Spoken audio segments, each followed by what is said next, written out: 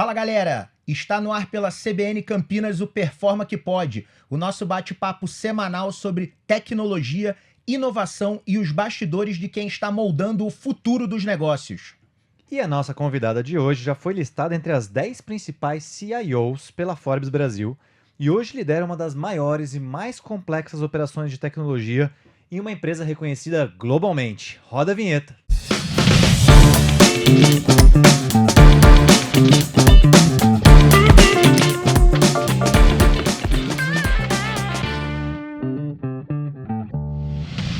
Fala galera, eu sou o Léo Tristão e estou junto com meu sócio e amigo Samir Caran para mais um episódio do Performa que Pode na CBN Campinas. Este programa é um oferecimento da HP Enterprise. É isso aí, Léo. E hoje estamos recebendo aqui na bancada Renata Marques, CIO da Natura América Latina. Renata, seja muito bem-vinda aqui à mesa do Performa que Pode e muito obrigado por topar bater esse papo aqui com a gente. Obrigada a vocês pelo convite, é uma honra estar aqui com vocês nesse papo super inspirador aí. Pô, muito bom. Já falo que eu sou fã, né? Porque assim, já assisti palestras, eventos aí da Renata, tanto sua quanto da empresa. Estivemos prestigiando ela no Gartner, né? Estivemos ali num evento, palestrando num evento em comum ano passado. Então, poxa, muito bacana poder aí ter esse privilégio de estar uma hora aí, one-on-one aí com você. Obrigada, gente. Rê, apesar de você ser... Vou tomar a liberdade, Renata, de chamar de Rê, mas é porque o episódio rende mais. Pra tá? ganhar tempo Claro. de rádio, que é. Não precisa Rê, pôr num ponto X. Apesar de estar do lado de uma das pessoas que realmente fazem a tecnologia acontecer no Brasil, eu queria começar falando do livro. Eu queria saber o seguinte, o que te levou a querer escrever um livro? Bom, a primeira vontade ali de escrever foi justamente para devolver para o universo tudo aquilo que eu aprendi, né? Então, acho que a gente vai amadurecendo, né, e envolvendo aí na jornada e você quer compartilhar lições com pessoas para poder cortar caminho, né? Então, as pessoas poderem aprender através das suas histórias, né? Então, hoje tem muita mentoria informal que eu acabo fazendo. E eu falei, como é que eu posso escalar isso? Porque hoje, com o tempo de executiva, né? Mãe, avó, eu já sou avó, inclusive, como é que eu faço para dar conta de tudo? Então, a ideia do livro foi compartilhar conhecimento, que acho que a gente está vivendo uma era da inteligência coletiva. E se a gente não tiver aberto para aprender uns com os outros, a gente vai demorar muito mais tempo para aprender. E agradecer pela cópia aqui, né, pessoal? Mostrar aí, vamos mostrar pra galera aí o livro, né? Quem disse que não é pra mim. Então, Isso. já tô curioso, já é meu próximo livro aqui de cabeceira, de fato, pra gente poder degustar. Dá uma palhinha, assim, sem dar muito spoiler. Qual é a principal mensagem, vamos dizer assim, né? Adorei o título, né? Mas é mais sobre para quem que é esse livro. Esse livro é para qualquer liderança. Legal. É óbvio que como eu, né, sou uma liderança feminina em tecnologia, eu também me sinto responsável em criar novas referências, porque tem poucas mulheres em tecnologia e na liderança menos ainda. Então, é uma responsabilidade. Então, tem muitas passagens que falam mais da maternidade, da vida executiva, tal. Tem passagens que são mais direcionadas a líderes mulheres, mas outras a qualquer líderes. E acho que é muito mais assim, como que a gente transforma os nãos que a gente tem ao longo do caminho em alavancas para a gente ir sempre além, né? Então, vocês que são empreendedores, vocês devem ter recebido muitos nãos, né? Tem muita gente torcendo pro jacaré. Né? Todo dia. E como é que hoje, você faz? Quer saber quantos é? Muito boa essa frase, adorei. E como é que você faz para que aqueles que torcem pro jacaré, na verdade, vocês possam agradecê-los depois e falar assim, puxa, se não fosse essa pessoa torcendo pro jacaré, eu não teria ido além, né? Porque aí a gente se desafia e vem essa pergunta, quem disse que não é para mim, né? Porque quem tem que dizer que não é para mim sou eu, não é mais ninguém, né? Então é muito nessa linha. Boa, legal. Me lembra a história, a gente já gravou, teve um convidado que falou exatamente isso, né? A gente tava falando sobre histórias e, não, voltando atrás, aí foi voltando na carreira, o primeiro chefe foi uma pessoa que ele não gostava porque falou, não, você não é capaz de fazer tal coisa. E aí ele foi lá e pra provar que era capaz, hoje virou um grande diretor. Eu falei, não, peraí, então você tem que voltar e agradecer. Já mandar uma cesta de presente pra ele, porque... Obrigado por ter torcido pro Jacaré. É verdade, né? Então me lembrou exatamente dessa história, São né? essas pessoas que te desafiam que faz você ir além, sem né? dúvida. Então, Ô Rei, você tocou num ponto Legal. aí que faz muito parte de uma crença nossa, que é o seguinte, que é devolver um pouco do que a gente recebeu, né? Uma que eu acredito que realmente nós estamos em uma posição de privilégio em relação a onde a gente está. Não estou dizendo que não teve luta, não é isso. É de fato onde a gente está. É uma posição de privilégio, por N motivos, né? E realmente a gente já tem muita bagagem. O que eu costumo dizer para as pessoas é o seguinte, cara, ó, até quando eu estou dando mentoria, mesma história que você falou, eu falo assim, cara, o que eu vou te contar aqui agora não é uma receita de bolo. sim. Eu vou te contar o que funcionou para mim. Eu vou te Exato. contar o que eu vivi, como quando eu me deparei com determinadas situações, como eu reagi. Quando eu tiver clareza de que a minha reação foi um erro, eu vou te falar. Quando eu tiver clareza que a minha reação foi um acerto, eu também vou te falar. Mas eu espero que isso ajude você a tomar a sua decisão. Eu não consigo decidir por você. Exatamente. Né? Então, eu compartilho as nossas histórias e espero que ela te sirva de degrau para você enxergar um pouco mais longe. É isso. Exatamente esse livro. Né? É uma mentoria inspiracional, né? Mas contando passagens onde eu acertei, onde eu errei. Então tem muita coisa. Aliás, um dos feedbacks que eu tenho recebido dos leitores, nossa, impressionante como você se colocou em situação mais de vulnerabilidade, né? Contando também os seus perrengues. Eu falei, não, mas gente, quando a gente faz coisa errada que a gente aprende também. Né? Então, é muito nessa linha. É bem gostoso. Os feedbacks têm sido bem positivos. E muito obrigado por compartilhar isso com a gente. E eu reforço com os nossos ouvintes. Galera, não tenham medo de errar. Isso faz parte do jogo. Errando é onde você aprende. Acertar é legal. Até a brincadeira que a gente faz com os clientes, né, Samir? A gente adora ouvir elogio. Mas a gente só cresce de verdade mesmo, quando um cliente faz uma crítica. Fala, Léo, putz, isso aqui não foi legal. Isso aqui a gente poderia ter tocado de uma maneira diferente. Eu absorvo aquilo, toda vez que alguém me dá um feedback, eu recebo aquilo realmente como um presente. Do tipo assim, ó, o cara tá me dando um presente. Léo, isso eu não gostei. Beleza. Eu vou internalizar aquilo, processar e transformar em alavancas de mudança. Eu falo isso com a galera lá na empresa. Pessoal, se vocês estiverem recebendo feedback, não fica bravo. Porque elogio elogio é bom. O que eu digo é que assim, feedback é um ato de amor. Eu falo sempre, feedback é um ato de amor, gente. Então, assim, se tá dando feedback é porque a pessoa se importa com você. Porque se ela não se importasse, ela não ia te dar feedback. Queria pegar um gancho e ver na sua visão, falando um pouco mais assim de competências, né, de profissionais de tecnologia como um todo, e nessa trajetória que você conta nesse livro, que hoje, que competências que você acha que passaram a ser tão importantes para um profissional, para um líder de tecnologia, tanto quanto a conhecimento técnico?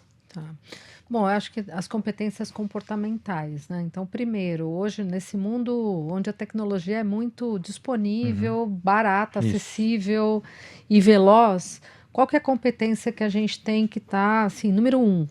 É curiosidade. As pessoas têm que ser curiosas. Legal. E aí, curiosa em aprender, né? Estar aberta a aprender. A gente estava conversando um pouco ali no corredor com o Léo, né? Falando muitas vezes a gente vai crescendo na carreira e a gente tem que ser o super-herói, não pode ser, né, infalível.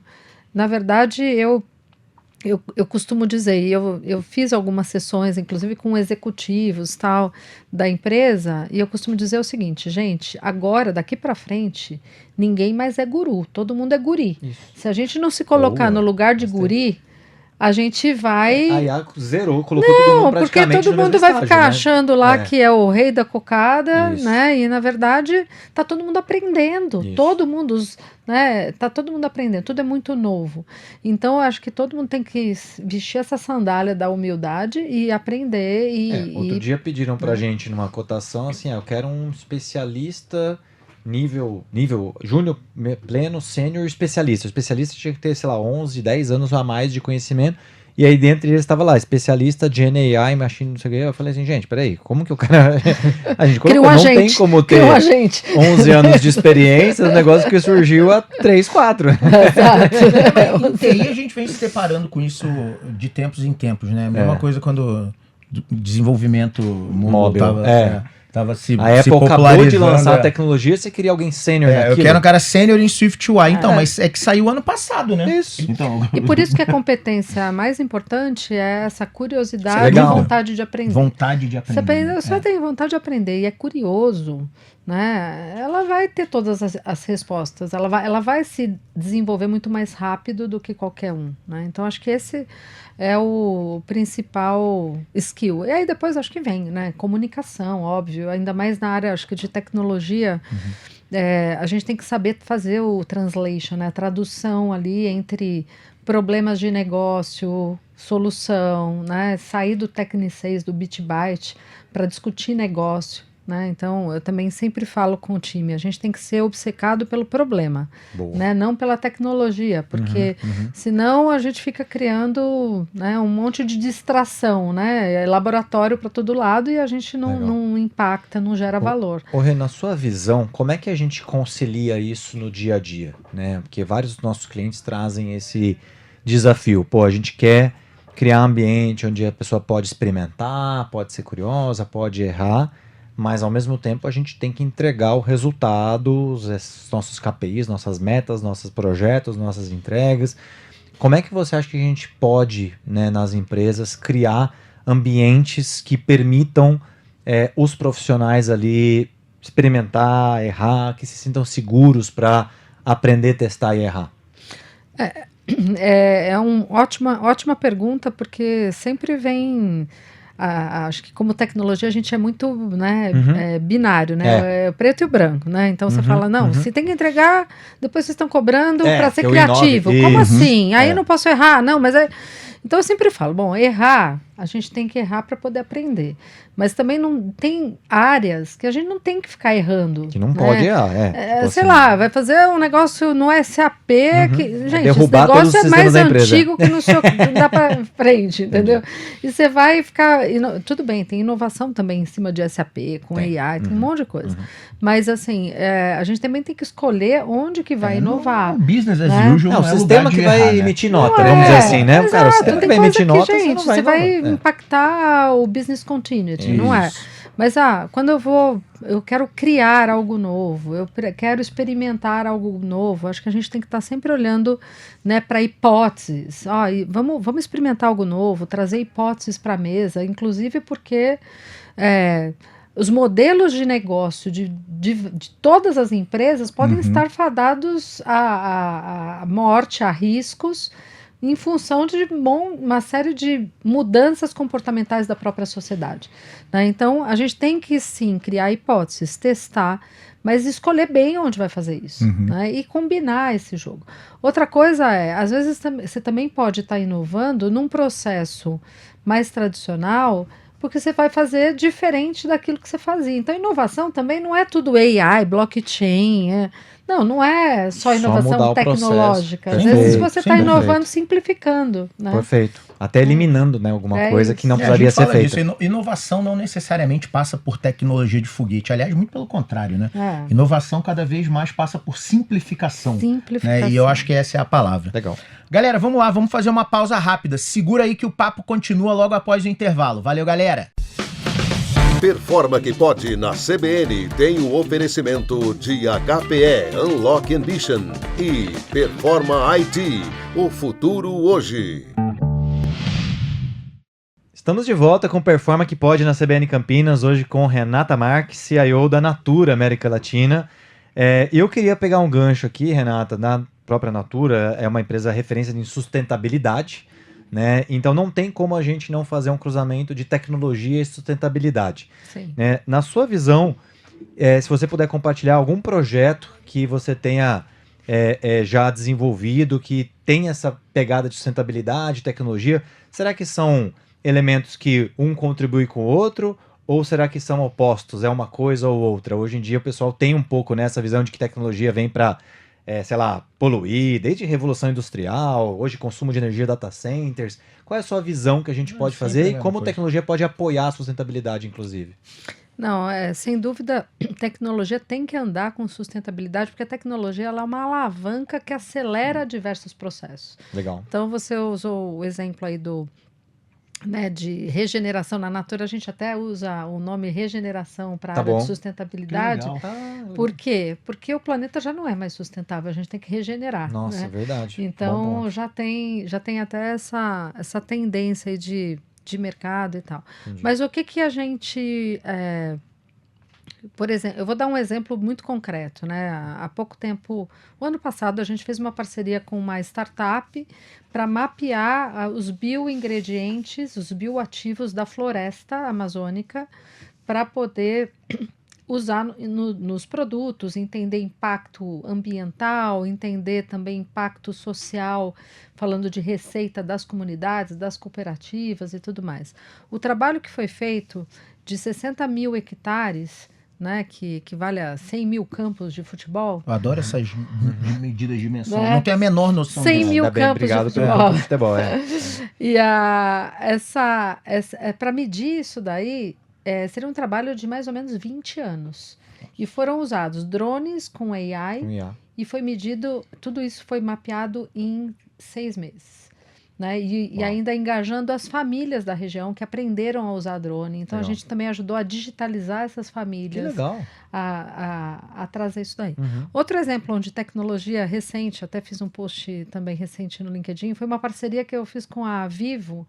Eu fui fazer uma visita nas comunidades da Amazônia e percebi que eles demoram muito para sair de casa para sincronizar o seu celular porque não tinha sinal de internet. Né? Então, às vezes, 3 horas, pegava barco, né? E a gente estava num plantio ali e eles coletando uma série de dados ali da plantação. E eu falei, mas como é que se sincronizar? Agora eu tenho que pegar um barco para ir para Nossa. tal lugar. Eu, do aeroporto, liguei já para a turma da Vivo, falei assim, escuta, vamos ajudar essas comunidades e tal? Bom, Que foi a um gente consegue projeto, o fazer, que a né? gente consegue É, fazer legal. juntos? Né? E aí então a gente passou todo o latilong das comunidades, eu sei que a gente implantou todos os links de comunicação e hoje 1.700 famílias se beneficiam de links de internet que não tinham há 2 anos atrás. Que Então, legal. assim, são coisas que você fala... A gente vive numa bolha, né? Aqui a gente acha que sem dúvida. tecnologia Isso está tá, super nossa, disponível para todo mundo. A hora que você vai para esses lugares, e hoje a Natura, ela compra, né, esses bioingredientes, esses bioativos da Amazônia para fazer os produtos. E com isso ela tira as famílias que antes cortavam árvore para poder comer. Né? Hoje eles extraem sementes, eles Precisam participam de cuidar e uma regenerar, cultura inclusive. regenerativa e não Entendi. extrativista. Entendi. Não, né, não cortam mais, não derrubam a floresta. E a gente ajuda a proteger também a floresta. Então acaba sendo um círculo virtuoso ali, gerando impacto social, ambiental e econômico. Né? Que legal. E a IA, você comentou um pouquinho, qual é a sua visão sobre ela dentro desse ciclo? Ela veio para ajudar ainda mais Acelerar, isso? né? Então, assim, a floresta é super complexa. A IA não vai descomplicar a floresta, né? ela vai, na verdade, traduzir os dados da floresta, Tá bom. né? Para que a gente possa tomar decisões mais conscientes, né? Decisões de negócio muito mais conscientes. Então, ela acelera todo esse processo de coleta de informação para suportar todas essas decisões. O Rei, e por isso que vocês acabam falando da Natura que para vocês a tecnologia começa na floresta, né? Não é no site da Natura, né? A tecnologia começa lá na origem da matéria-prima de vocês, né? Exato, exatamente. Muito legal. Falando um pouco dessa jornada de IA, eu acho que é um tema que é difícil a gente fugir. Quais têm sido para você os maiores desafios de implementações de projetos de IA? Porque é uma tecnologia, vamos dizer assim, IA já existe há muito tempo, mas a generativa especificamente é relativamente recente, tem trazido, né, como você falou ali, todo mundo é guri. Como é que tem sido essa jornada de vocês e qual é a sua visão para líderes que estão querendo trilhar essa jornada? Que aprendizados que você pode compartilhar? Eu acho que primeiro, né, a gente tem que saber que a IA, ela é a ponta do iceberg, né? O iceberg, 80% fica embaixo d'água e ninguém vê, né? E esse que está embaixo d'água, só que o que move o iceberg são as correntes marítimas, né? Que fica embaixo d'água. Então, o que fica embaixo d'água? Toda essa parte estruturante, a organização dos dados, a governança, o data lake, né? Então, segurança. Então, toda essa camada, se ela não estiver bem estruturada, não adianta a gente ficar brincando de AI, né? Então, acho que é um tema para os líderes, né? Então, na Natura, a gente criou ali uma estratégia de 4 pilares. Um primeiro pilar é o Data Expansion. Então, como que a gente expande os dados de maneira organizada dentro de um Data Lake. Depois Legal. você tem o Data Care, que é toda essa parte de governança, de segurança e tal. Depois a gente tem o Data for All. O Data for All é super importante, que é toda a parte de letramento de dados Beleza. para as pessoas legal. saberem como usar, porque não adianta o AI né, ser só aquelas brincadeiras. Então as pessoas têm, né, hoje o nosso time de dados, o último ano aí, ele dedicou mais de 30% só montando masterclass de treinamento. A gente criou podcast interno Que de legal. Natura AI. A gente, então, assim, todo mundo montando aulas para que... Porque senão a gente fica naquele lugar, né? A área de TI reclamando do negócio, o negócio Isso. reclamando de TI que é É. lento, mas ninguém entendendo. Então, como é que a gente faz para convergir? Para que tecnologia ajude a organização a entender Falar o mesmo desse idioma babado também. todo Boa. aí, porque não é tão simples, tem né, o abaixo do iceberg. E como é que a gente também entende de negócio para poder ajudar mais, né? Então a gente começa a convergir. Então, Data for All é muito isso, é letramento. Além disso, é um modelo organizacional que a gente estava falando um pouquinho antes, que é como é que a gente federa essa responsabilidade. Não fica a tecnologia, a área de TI, Um como gargalo. um gargalo, né? Porque a oportunidade é gigantesca. Se a gente quiser ficar centralizando tudo, a gente demora muito para entregar, né? Então, por isso também que a gente treina, capacita os times para que eles façam com as próprias mãos, usando a nossa governança, né? E criando ali os guarda-reios. Então, tem modelo federado, tem data lake, você tem sandbox de Databricks para os times, para Muito eles trabalharem, tal. E aí, por fim, é o Natura AI, né? E aí a gente fala de agentes, de AI, e a gente criou uma camada, né? A gente tem um modelo analítico de inteligência artificial que chama Maia, né? Que a gente chamou carinhosamente de Maia, Não, que é ficou como se lindo, fosse um portal ali de agentes. E a gente tem os agentes que a gente faz o build, que a gente constrói dentro de casa, já há uns 2 anos que a gente tem construído esses agentes. Tem o buy, né? Então tem toda essa parte que a gente que já é embedado nas plataformas, né? Então, um movimento super importante, relevante que a gente fez o ano passado foi migração tudo para Google com o Gemini. Então, hoje 80% da organização são heavy user de inteligência artificial, criam seus gems, criam seus Legal. agentes e tal. Então, isso ajuda as pessoas conectarem a tecnologia com o problema que ela quer resolver, né? Porque senão fica uma coisa... Que é a dona do problema Que é a dona ali, do com problema. a faca e o queijo na mão, Ela consegue né? muito mais autonomia. Que legal. Tá? Então, mas são esses níveis, né? Não é tudo super sexy, Tá. né? Tem essa... E tem essa parte empresas mais- que às vezes querem pular etapas, né? Assim, nunca trabalhou nesses pilares alicerçais que você está colocando, mas agora a IA que é hype, né? Que tá bombando, não, eu quero... Qual é o risco disso? Né? Não dá para pular essas etapas, na sua visão. Então, Samir, eu tenho Ou eu tenho um ponto sobre isso, né? E até uma discussão que eu tive já com alguns amigos que são da área de TI.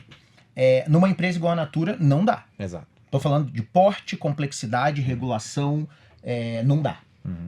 Numa empresa menor, entre não fazer nada e fazer algo desestruturado, eu prefiro que faça algo desestruturado. Porque aí, para mim, entra o contexto do risco. Né? Do tipo assim, imagina a Performa com 30 funcionários. Entendeu? Vamos usar IA, bota em qualquer canto, aí vamos você usar. vai conectar numa Isso, planilha, né? Aí exato. você vai... Exato. Mas de qualquer maneira, você tem que ter o dado ali de alguma maneira organizado. A não ser que você vai por uma IA para fazer uma escuta com dados O que eu já fora, falei né? com o cliente Tudo é depende. isso. Eu acho que tudo depende. Para mim é exatamente esse cenário, é o cenário de análise. Em uma empresa tão estruturada Sim. quanto 90% dos nossos clientes, não dá. Não dá. Tanto que todo o trabalho que a gente fez praticamente ao longo de 24 e 25 foi ajudando nossos clientes a estruturarem pilares de IA e projetos para testarem esses pilares. Entendi. Para quando for agora a gente vai começar a avançar nisso aqui. Eu já estou maduro, eu já testei, eu tenho um campo de prova. Sim. Eu tenho um campo de prova mais robusto. Mas eu tô cheio de opiniões polêmicas sobre isso. Legal, legal. Né? Tipo aquela que eu falei do alucinar em algum momento ser algo Essa bom. foi boa. Né, cara? Do Essa tipo foi assim. boa. Por quê? Porque eu acho que a tecnologia é incipiente. Sim. Eu tô, de novo, eu tô virando o repetidor master disso, que é traçar o paralelo com o surgimento da internet. Né? Quem perdeu muito com a internet? Quem ficou olhando, não, deixa eu ver para onde isso vai, depois eu me movo. O cara que criou um site ali, mesmo não tendo processo na frente, um e-commerce, decolou. Bota aí, vamos ver o que vai acontecer. Dentro desse, gosto de opiniões assim. Vou voltar para a Rê aqui, ó.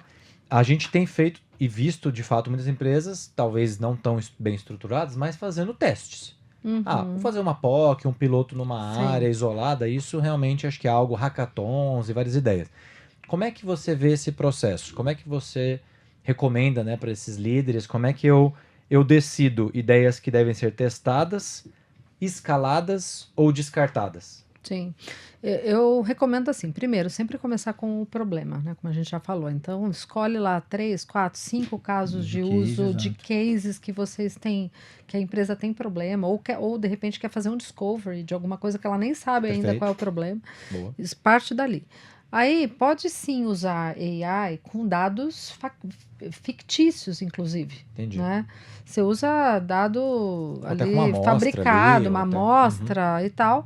E dali você também já começa a se inspirar a tangibilizar aquele modelo de produto, de negócio, de serviço. Legal. Que você pensa com aquilo. Então, a AI ela também te ajuda a acelerar, porque hoje você cria site com AI, tira uma você ideia, testa uma ideia mais rápido Você também. testa muito mais rápido. Boa, então, a AI gosto. também acaba sendo uma alavanca da própria engenharia ali de software, Perfeito. etc., para A você gente testar aquela tem usado hipótese, isso, né? sim.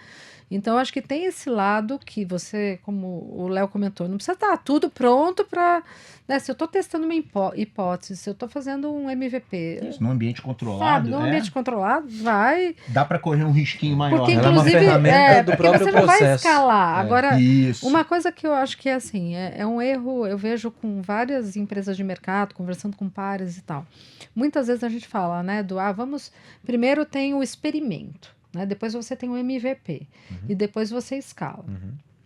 Muitas vezes não é definido a métrica entre o experimento e o MVP. Perfeito. E o mais importante até do MVP para escalar. E aí você escala o MVP e capota, porque... Porque ele é um MVP, ele não foi preparado para ser...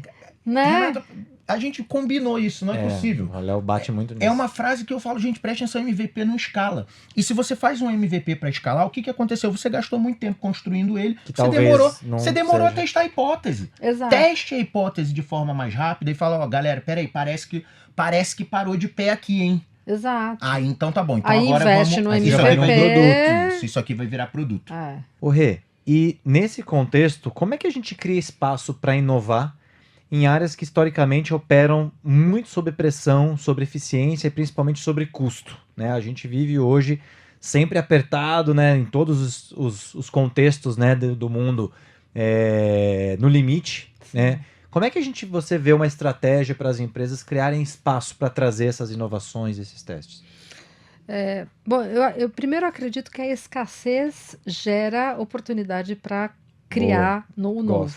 Né? A criatividade então, vem da escassez. Muitas vezes vem a pressão, né? O time reclama, corte aqui, corte ali. Falo, gente, corte é bom, porque na escassez a gente vai ser obrigado a pensar diferente, porque não dá para fazer do mesmo jeito simplesmente cortando 10%, 20%. Né? Então, muitas vezes você tem que hackear aquele modelo para poder, de fato, ir para um outro lugar.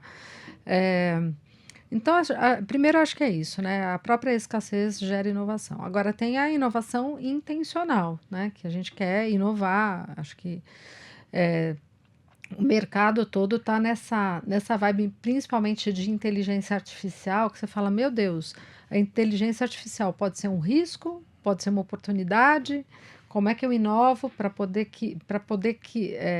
surfar, né? Como na internet, sim, né? Isso. Surfar essa onda para que ela seja uma alavanca para o meu negócio e não um risco para o meu negócio.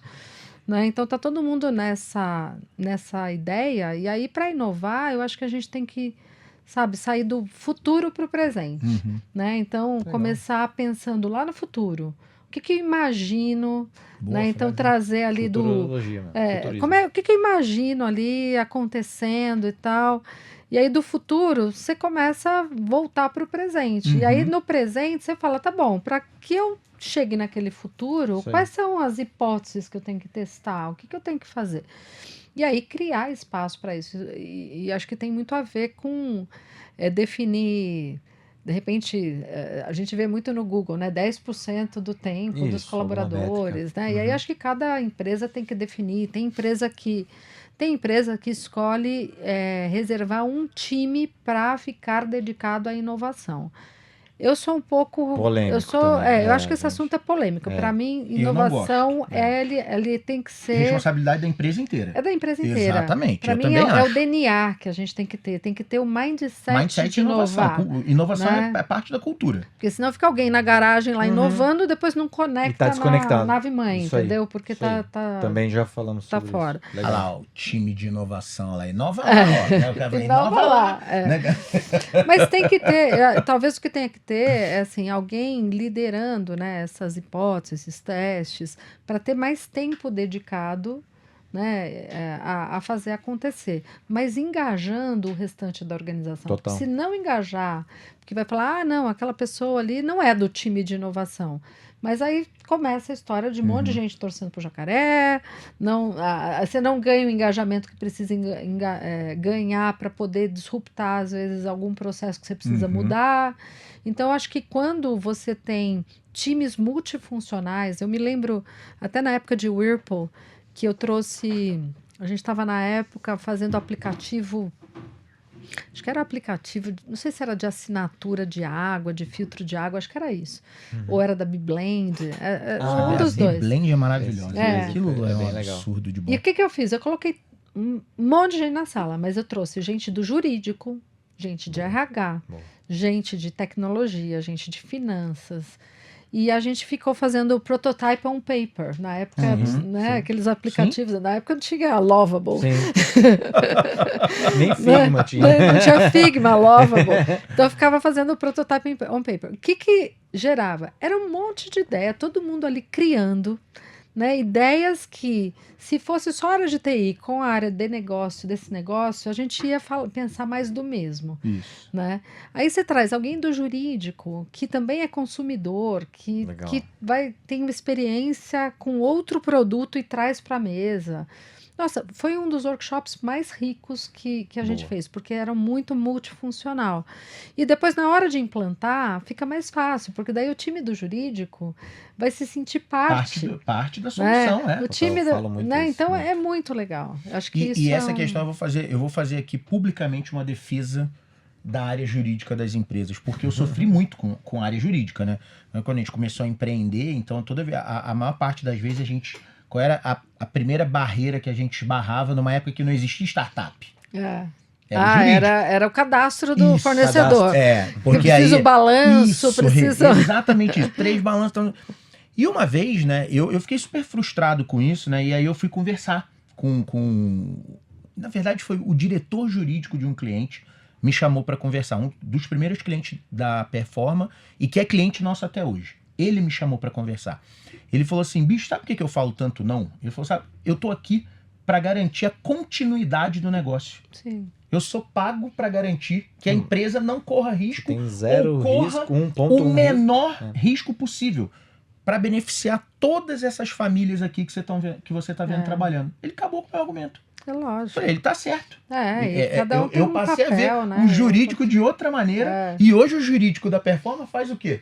Protege a gente de risco, né? Quando ele tá analisando alguma coisa, o senhor Henrique Zalaf, ele tá ali olhando como é que ele minimiza o risco que a Performa tá correndo, minimizar risco e viabilizar negócio minimizando o risco, né? Eu acho Legal. que esse é o ponto. Você falou de mudança, eu queria pegar um gancho. Você vê, dentro dos seus contextos aí, das comunidades, de fato a gente falou já de IA, que é uma grande onda de transformação agora, você ainda vê resistência à mudança nos seus contextos? E como é que você acha que, caso tenha, Porque ser humano é natural, né? Tem muita ainda desconfiança, tem ainda muita resistência. Como é que você lida com isso? Com essa resistência natural a mudanças, quem trabalha com tecnologia, né? Tá o tempo todo querendo mudar. A hora que o cara acostumou, já vem um negócio novo. Muda. Puxa, como é que você lida com isso dentro da sua liderança executiva, no seu dia a dia? Esse é um ponto que eu falo que sabe aquela curva, né, de adoção de Isso. tecnologia? Eu falei, gente, aquela curva precisava mudar urgentemente, porque a gente tinha lá 16,5 que eram os early adopters, Isso. lembra? Os últimos 16,5, os laggards, né, Isso. os retardatários. Isso. Falei, gente, a gente não tem mais tempo para os retardatários. Retardatários vão morrer, né? Então, assim, mas pessoas são pessoas, humanos são humanos. Então, como é que a gente lida? Eu acho que toda vez que tem resistência à mudança é porque existe medo no meio. As pessoas têm medo de mudar, né? Então, elas preferem ficar resistentes, porque falam, putz, aqui, isso daí. E às vezes é o medo inconsciente, ela nem sabe que tem o medo, mas ela tem medo de perder o emprego, ela tem medo de não ser tão performática como ela costuma fazer. Eu vou falar Excel e Não, eu Google já conheço X. aqui, domino. Não, putz, uma resistência absurda. Nossa, você deve ter sofrido. Porque, não, é só que porque as pessoas criavam verdadeiros sistemas Isso, dentro do Excel, né? E aí como é que vai fazer? Eu mesmo tenho uns 3, assim, que eu... Exato. Não, e é normal, assim, a gente quer resolver problema, né? Então, como é que a gente tira o medo? Primeiro, mostrando para essas pessoas, treinando essas pessoas. Acho que dando esse treinamento, falando, gente, se você já fazia bem aqui, se você aprender esse negócio aqui, você vai fazer 10 vezes melhor. Entendeu? E aí, quando você tira as pessoas da zona do medo, elas alavancam. Então, e outra, da pista. Fala assim, cara, dá desafio. Eu adoro dar desafio pro time. Fala assim, ó, eu pago uma macarronada se resolver esse problema. Eu faço não sei o quê. Então, dá esses desafios e as pessoas vão correr atrás. Né? Então, eu acho que como liderança, a gente tem que estar sempre também antenado para poder compartilhar com o time, né? Nessa ideia da inteligência coletiva, falar, poxa, eu fui no evento, vi isso, o que você acha? Dá uma estudada nisso, depois vamos debater e tal. E aí as pessoas vão se interessar pelo assunto e isso eles vão diminuindo aí essa resistência. Agora, Legal. resistência sempre vai ter. Sempre vai ter. Eu acho que... E também as pessoas que têm resistência, quem está nos ouvindo e que é resistente... Isso. Esse negócio de não vai virar, isso aí alucina, isso aí não dá certo, a minha área não vai ser impactada. Exato. Tem gente que fala assim, sabe? Então, e aí eu acho que assim, essas pessoas, assim, olhem para dentro e vejam se vocês não estão com medo de alguma coisa. Eu tenho certeza que tem algum medo, porque a AI não vai voltar para trás, a AI veio para ficar. Eu acho que tem estudos aí que mostraram, olha, 80% dos... Tinha um estudo, qual que foi foi um estudo recente que falaram que 90% dos projetos de AI não eram performáticos e tal. O MIT lançou uns É do MIT, assim. né? Mas aí eu acho que tem um tema. Os projetos estão sendo mal escolhidos, que é a história de... O pessoal acha que também AI é para tudo, né? Tudo AI. Você vai falar... Assim, a gente tem um pipeline, apesar da gente federar, né, para as áreas fazerem, a gente tem também uma fábrica ali de agentes, de AI e tal, dentro do hub de dados. As requisições que vêm para fazer AI, assim, são absurdas. Tem que ter filtro, não tem jeito. Então, assim, por quê? Porque vem requisição que você fala, gente, mas peraí, eu vou parar para fazer um agente para fazer isso, custa mais barato ter uma pessoa. Ou então, isso daqui nem é AI, isso aqui é uma integração sistêmica. Isso Nos daqui workshops que eu rodo, parece brincadeira, mas assim, quase 50% das ideias não precisa de IA para resolver. Não precisa. Eu rodo workshop de estratégia de IA, minha equipe, né? A gente roda lá. Então, vamos fazer esse inventário de demandas. A gente tem lá uma ferramenta que são os AI Cards, que ajudam a já desmistificar tipos diferentes de IA. Não é só GenAI. Então, Machine Learning, Vision APIs, parte de bot, RPA, agentes. Então, a gente codificou 45 casos de uso de IA. E usa essa ferramenta. Mesmo assim, surge boa parte, 40%, 50% das ideias, a gente já faz esse filtro que não precisa. Uma vez tem um cliente que falou assim, não, quero fazer aqui reforma tributária, o cálculo de imposto com IA. Não, tem um projeto, o cara já tava com o projeto. Eu falei assim, então, amigão, deixa eu dar uma notícia, não faça, tá?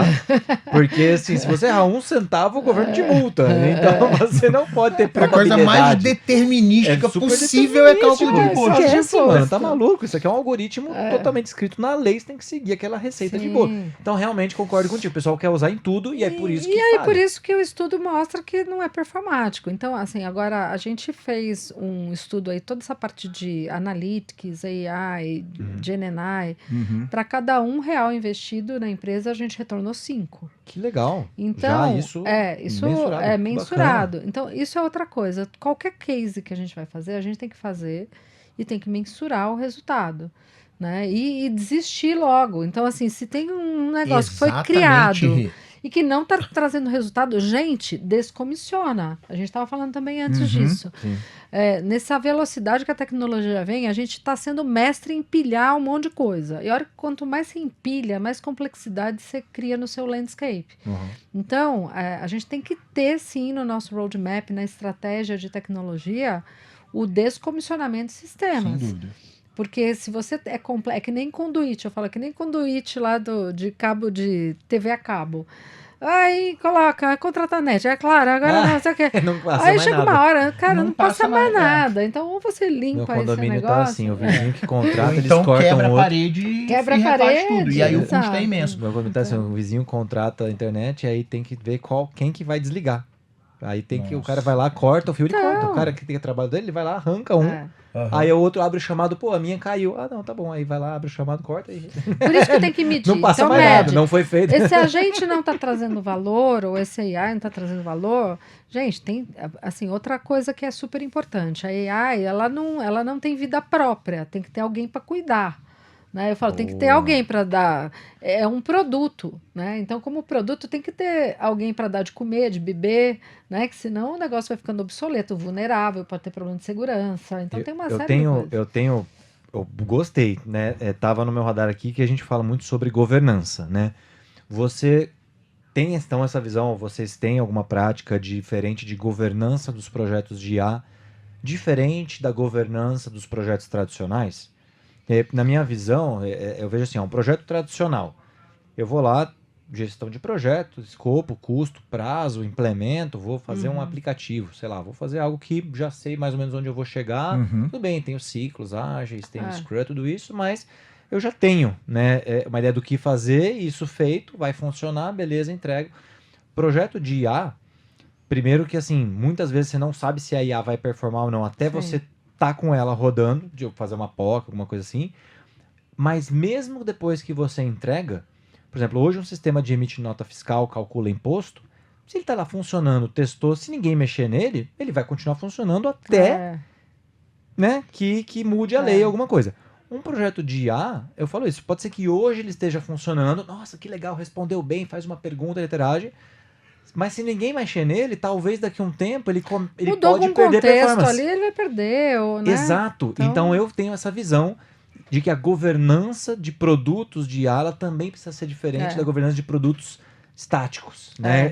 Qual é a sua visão? Se vocês têm alguma dica, né, nesse sentido? Eu acho que assim, quando a gente vai fazer projeto, você tem projeto que tem começo, meio e fim, Isso. né? Que foi isso que você descreveu. Chegou, fez go live lá, treinou os usuários, vai funcionar. Não tem que ficar fazendo evolução. Tem evolução contínua, mas daí faz uma change, né?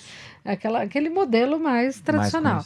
Agora, quando você fala de produto digital, a AI é um produto digital, ela tem um ciclo de vida, ela é viva. Então, você tem que ter o investimento não só para construir esse produto, mas você vai ter que ter um investimento para manter esse produto vivo. Isso aí. Né? Então, e tá sempre olhando, medindo o tempo todo, né? E aprimorando esse produto, porque senão ele vai ficando obsoleto rapidamente muito ele rápido. pode ficar obsoleto. Eu acho que diferente de talvez outras tecnologias que você levava anos, né? Demorava 10 anos para trocar o SAP, né? Exato, Agora um grande RP com IA, eu acho que esse ciclo é muito curto, né? Muito curto. Um amigo me perguntou, né? A gente falando dessa questão de manutenção de sistema, diferença de produto, projeto e etc. Um amigo meu me perguntou, né? Ele falou assim, Léo, mas presta atenção, se a tua profissão é engenharia, é 0 e 1, é básico. Eu fiz um negócio e está funcionando. por que ele para?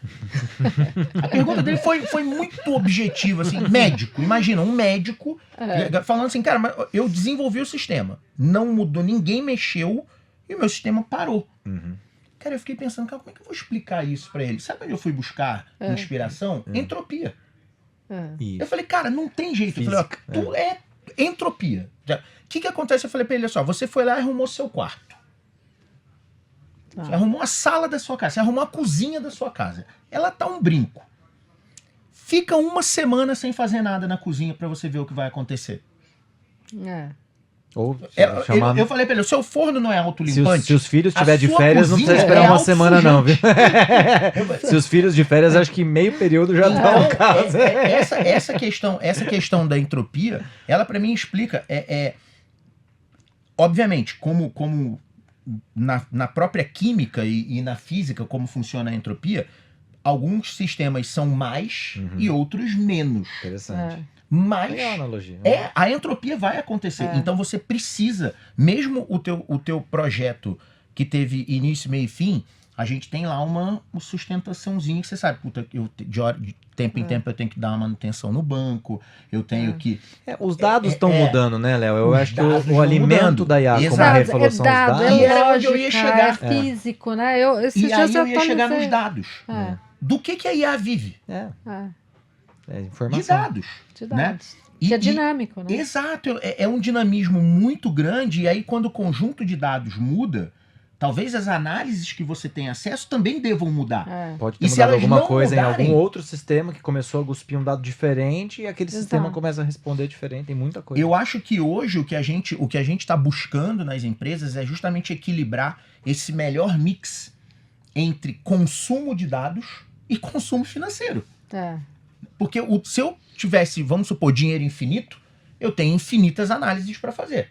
Porque hoje o que a gente mais tem é condição de cruzar dados. Né? Mas a gente acaba tendo que fazer escolhas, né? De onde eu vou.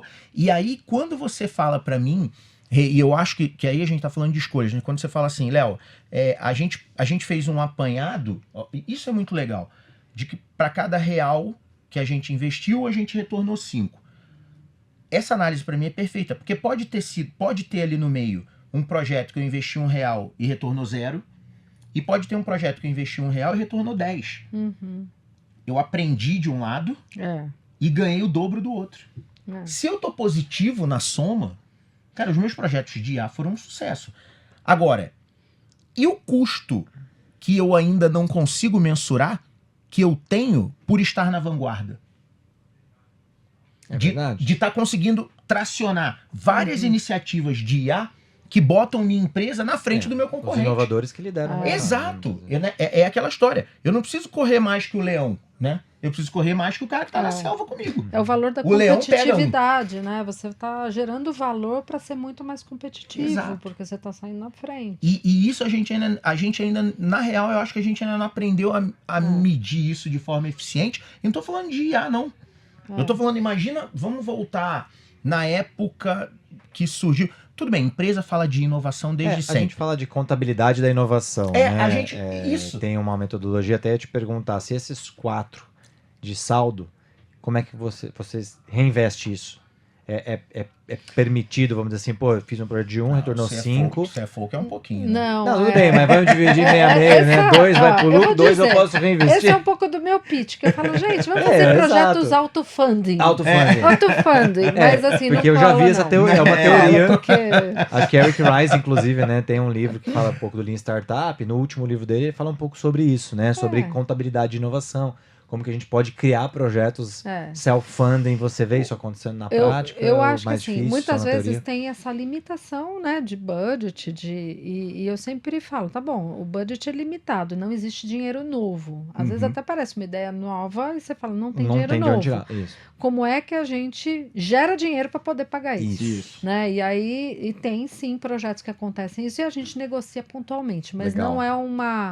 não é um modelo operacional sistêmico, sabe, da empresa. É caso a algo caso. que a gente faz caso a caso e fala, poxa, mas peraí, esse negócio tem uma super oportunidade. Não tem budget para isso. Não tem. Mas como é que a gente se autofinancia e aí faz o pleito e normalmente aprova. Que legal. Boa. Inovar é isso também, ser criativo para viabilizar as coisas. Eu queria mudar um pouco o tema aqui, Rê, mais falar de liderança, né? Assim, até para fazer um ciclo, né? A gente começou falando um pouco sobre isso e estamos indo para a reta final aqui do papo. Dentro da sua trajetória, para você, o que mais mudou no papel do líder, né, dentro dessa área? Fazendo um paralelo do papel do líder, talvez quando a gente começou aqui as carreiras, né, a sua carreira, e o papel do líder hoje, porque o contexto mudou, a tecnologia mudou como um todo, a questão, né, de TI era muito mais uma área ali, silo, hoje TI, inovação é muito mais cross. O papel da liderança dessas áreas de tecnologia também mudou? Mudou. Na minha visão, sim. Eu acredito que algumas décadas atrás, TI centralizava muito isso, né? Então, toda solução assim, a área de negócio, né, cada área funcional não entendia de TI. Isso. E quem era o guru de TI era TI. Era respeitado pelo conhecimento, só ele sabe tal só coisa. Eles sabem, nossa, então, né, era nerd de carteirinha, isso. todos nós lá, né, e só que o negócio não tinha muito esse self-service, não tinha essa autossuficiência. Quando muito contratava alguma empresa e fazia um shadow IT aqui, ali e tal, mas sempre TI, a gestão de TI tinha que ser soberana ali dentro da organização.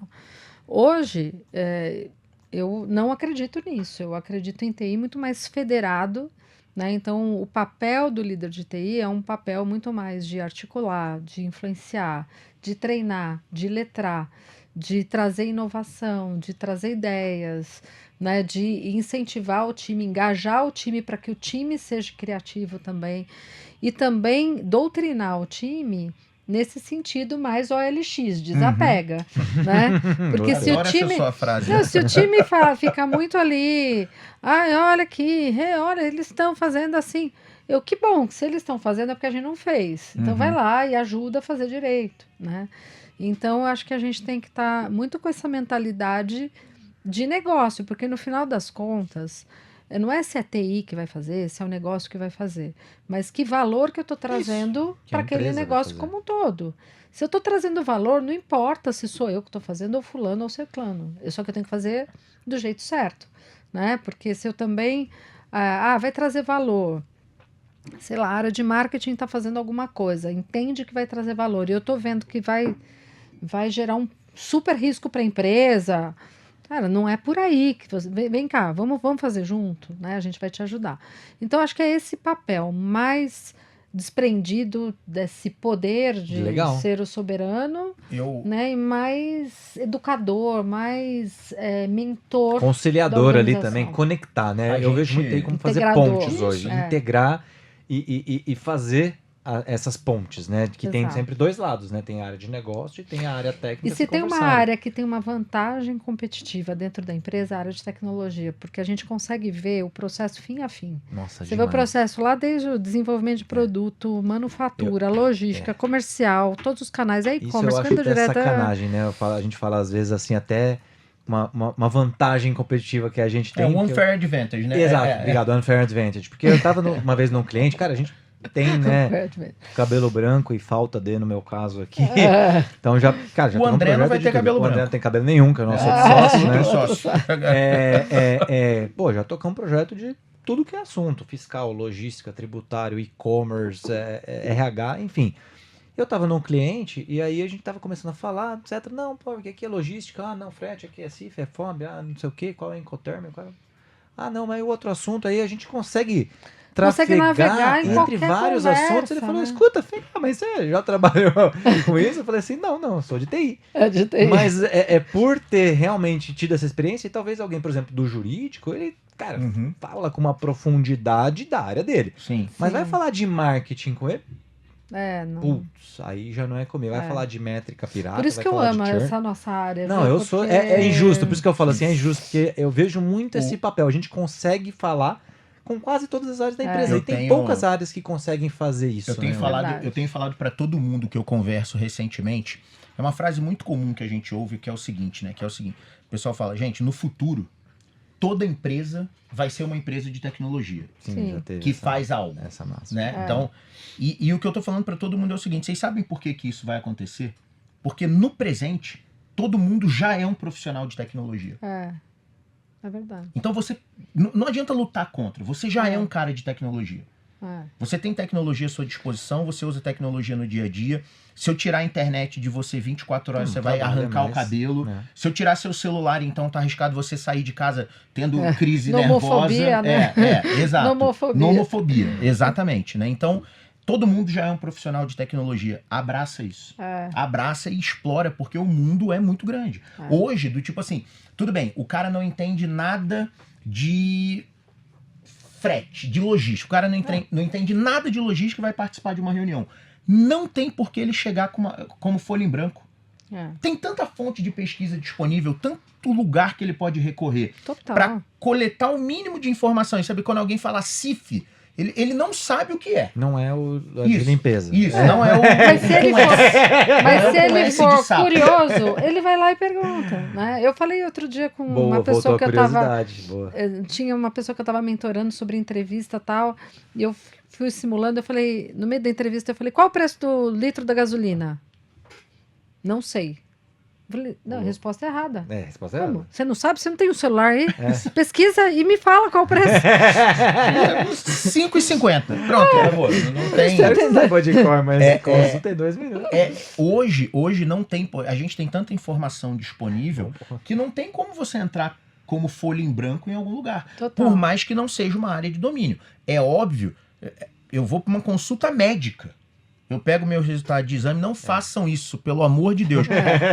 Eu subo todos os meus exames num modelo Aham. e peço para Aqueles e crianças converso. não façam isso em casa. E converso com eles sobre o que está acontecendo. Os médicos ficam doidos. Isso, eu Já tenho uma recebeu irmã o médica médico que ela aqui. fica maluca com isso, né? Mas eu não chego no médico com a folha em branco. Sim. É isso. Porque daí Mas você pelo faz a menos, Léo, pra pergunta você certa. entender o que ele vai te falar. Eu Não, acho que porque é senão assim, vira não aula de tome física. decisões, não sai É. se automedicando, a gente já falou sobre isso com um médico, inclusive aqui Isso. na bancada, mas é interessante isso para pelo menos você entender. É aula de física quântica. Né? A pessoa pergunta, alguém tem alguma dúvida? Não. Eu não Porque entendi para eu ter nem- dúvida, É. eu tenho que ter o mínimo de entendimento do que você acabou de falar. Total. Né? E eu não tô entendendo nada do que você falou nos últimos 50 minutos. Eu ia pra aula sim. Né? Hoje não tem mais porquê. Agora você imagina, vai mudar completamente a forma de educar, né? Porque o Isso professor na pra sala mim de aula... é outro... Isso dá outro Outro podcast. podcast. Isso dá Exatamente. outro podcast, Porque, adoro ó, essa eu vou falar um negócio pra vocês, hein? Pra mim, é a área que tá mais atrasada Também Total. em relação à adoção de tecnologia. Total, totalmente. É a educação. É. Não tô dizendo que a educação formal... Não sei nem se eu deveria usar esse termo. A tradicional, vamos chamar assim, a tradicional. O conteúdo, eu concordo que vai mudar pouco. Por exemplo, o que vai mudar no conteúdo da história? Nada. Né? O que vai mudar A no história conteúdo... tá mudando todo dia. Não, mas tipo assim, do descobrimento do Da Brasil. história da Grécia, né? não vai mudar. Então não vai. Mas Agora, é o acesso. a forma, o pra mim, tá acesso- completamente errada. Correto. Completamente errada. Né? E a escola tá se distanciando da população. É. Porque a população tá evoluindo mais rápido do que o modelo educacional. Mas como eu falei, Outro isso podcast. dá margem para um Delícia. outro Já podcast. fica o gancho pra convidar a já Renata fica de pro volta aqui próximo. pra parte 2, porque eu adorei. Rê, nosso episódio tá chegando ao fim, mas eu queria agradecer demais pelo bate-papo, assim, foi excelente. Viu como o tempo voou. Voou mesmo. Foi muito legal conversar com você e saber que a gente tem tanto pensamento sinérgico como mostramos aqui. É isso aí, obrigado, Baita Rê. papo. Obrigado demais, obrigado também aos nossos patrocinadores, HP Enterprise, que tá aqui viabilizando esse episódio aqui. Exatamente. E você que ficou com a gente até o final já sabe. Curte, compartilha, ativa o sininho. Quiser fazer uma pergunta pra gente, bota aí nos comentários, a gente faz chegar até a Rê, Bora. devolve pra vocês. O nosso Compra o objetivo... livro da Renata, tá Ah, vendendo? vamos deixar o link aí Tem pra quem link quiser pra comprar o venda. livro da Rê. Quem disse que não é para você. mim? Pra você, pra mim, pra nós. Para nós. Obrigada, pessoal. Foi Galera, muito bom. Performa que pode. Porque você pode performar. Um abraço, galera. Valeu, tchau, tchau. Valeu. Tchau.